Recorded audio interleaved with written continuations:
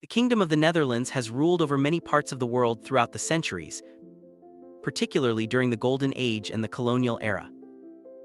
This is often referred to as the Dutch colonial empire.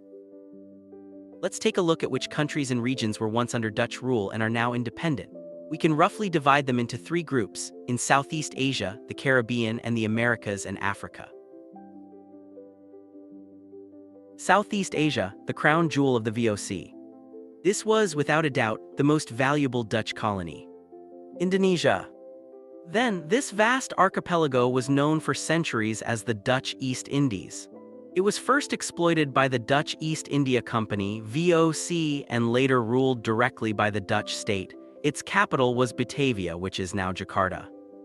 Now, Indonesia declared its independence on August 17, 1945, shortly after the end of World War II.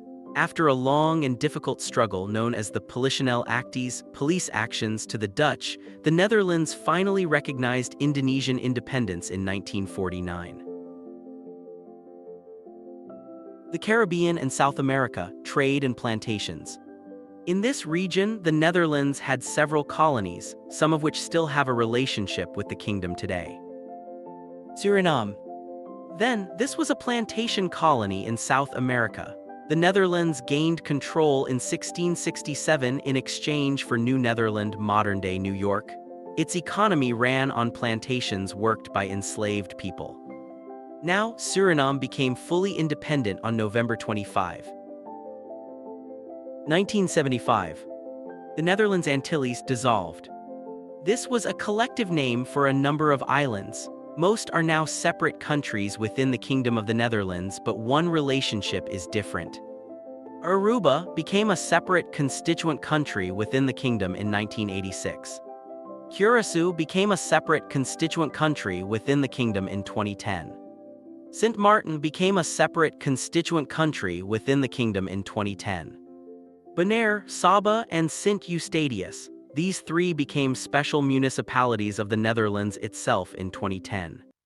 So, which ones became fully independent? None of the former Antillean islands became a fully independent sovereign state. They all transitioned into a different constitutional relationship with the Netherlands. Other important historical territories. These are regions where the Netherlands once had a foothold but lost control much earlier. New Netherland, North America. Then, this was the Dutch colony on the east coast of what is now the United States. Its capital was New Amsterdam, present-day New York. The famous purchase of Manhattan is a Dutch story. Now, in 1667, the Dutch traded this territory to the English in exchange for Suriname. The area included parts of what are now the states of New York, New Jersey, Delaware, and Connecticut. It is now part of the United States. Dutch Brazil or New Holland. Then, in the 17th century, the Dutch West India Company WIC conquered a large part of the northeast coast of Brazil.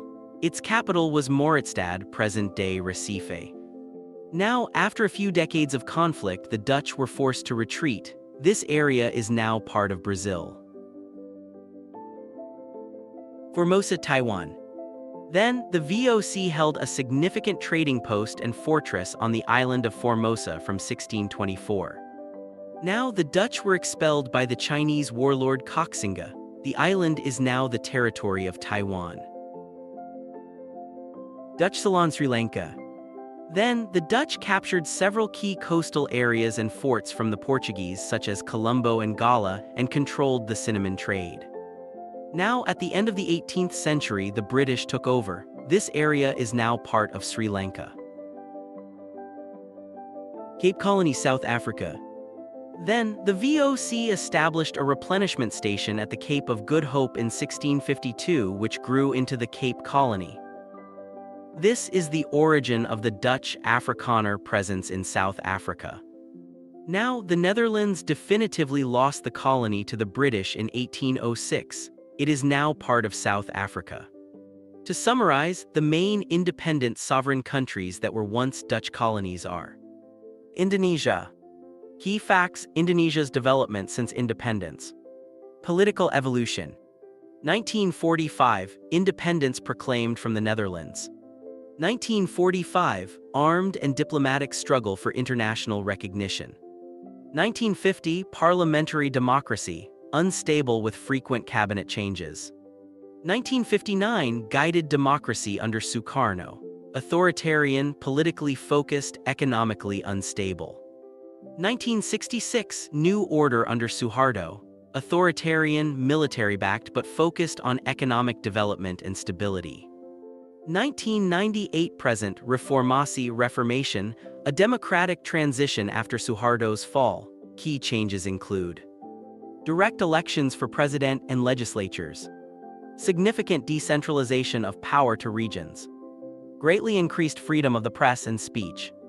Persistent challenges. Corruption remains a significant problem at various levels of government. Inequality, economic growth has not been evenly distributed. Income and regional disparities are high. Infrastructure, while improving rapidly, infrastructure still lags behind needs outside of Java. Environment, major issues with deforestation, pollution, and loss of biodiversity. In short, Indonesia's development can be summarized as a journey from political chaos and poverty to becoming a stable, democratic emerging market economy, though it continues to face serious challenges. Suriname.